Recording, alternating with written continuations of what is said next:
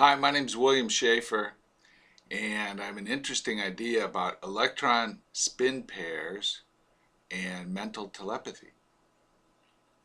And I haven't heard this idea before. Now, here's the basic idea. And forgive me if my quantum physics is imperfect. I encourage you to go study, read some quantum physics on your own, in particular electron spin pairs. It's not certain at all if this is a great idea, but here it is. Electron spin pairs, according to current theory and current understanding, when two electrons are constrained with each other, they quantum constrained, they tend to, one spins up and the other spins down. And they are always paired that way. And the curious thing is, if they become separated across the space of a galaxy, they still share this quantum entanglement. So that if one electron flips polarity from up, or flips spin from up to down, the other one will flip from down to up. And so they seem to be quantum entangled or connected in some way across vast distances of space, what appears to us to be vast distances. And yet they're still connected or quantum entangled in some way. Now, these are just electrons. And it seems to me that in the complexity of a neuron, it's possible that electrons in one person's brain become quantumly constrained with electrons in someone else's brain. And then you're in some kind of instant connection, instant communication. But just at the molecular, submolecular level, electrons. But, spin up, spin down is just a binary system. And any information can be encoded into a binary system. Any sound, any picture, any video, any word, any concept, anything. It can be encoded and described in a binary code, a binary system. So here we have the beginnings of the understanding of a physical mechanism that could describe a lot of the supernatural phenomenon of mental telepathy, clairvoyance, of being able to read other people's minds, and a lot of other phenomenon that involve minds being somehow connected or communicating with each other across vast distances or time that makes no sense at all to us with our current understanding of the world.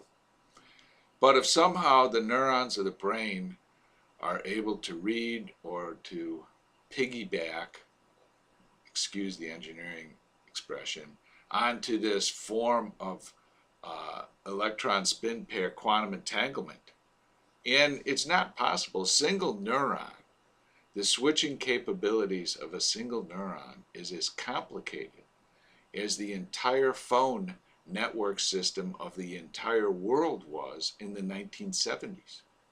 And that's how many combinations there are in all the different fibers of the neurons and the switching combinations within a single neuron. It's very complex. So this is the basic idea.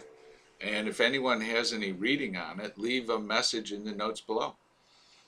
The quantum mechanical properties of quantum entanglement of electron spin pairs could be a basis of a model for an explanation of mental telepathy, clairvoyance, mind reading, and other seemingly paranormal ESP phenomenon.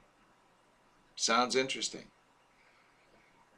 We'll have to read more on electron spin pairs and see if it makes sense. A curiously related phenomenon is something I've noticed that almost everyone else has experienced. And this always happens in a crowd of people. and you're assembled for some reason, and you're just going about your business, watching the entertainment or talking with your friends, and all of a sudden, you unconsciously, without even realize it, turn around and look at something, and you realize you're staring right into the eyes of someone looking at you. And the other form of this same experience is when you're in a crowd of people just doing whatever, and you happen to be absent-mindedly watching someone for some reason, and then they turn around and look right at you. Now, that's an eerie experience because it seems like there's some kind of connection there. Like in the one, your subconscious has felt them behind you looking at you and turned around to see who it was. But they'll be across the room, so there's no way you could have heard or seen or noticed anything by the normal senses that we have. And the same thing for the other form. Frequently, you don't even realize you're looking at that person. Now, when I lived on the second floor, I had a balcony that overlooked the sidewalk on the street. And I noticed a very curious thing. When I would sit on that second floor balcony and someone would walk down the street, if I watched them, after about 20 or 30 feet, they would start looking around to see who was looking at them. And kind of an unconscious movement, but you could tell. And if you're on the second floor, you can generate this phenomenon yourself by watching people on the ground floor, and they won't think to look up. But they'll somehow behave as if they're receiving this kind of transmission. Now, it's only a percentage, maybe 25% of the people, but still a significant number that you'll notice something that resembles this phenomenon. And somehow this might be related to electron spin pairs also. I have no idea. It's a very interesting and funny conjecture. Thank you, and now you can leave all your comments below.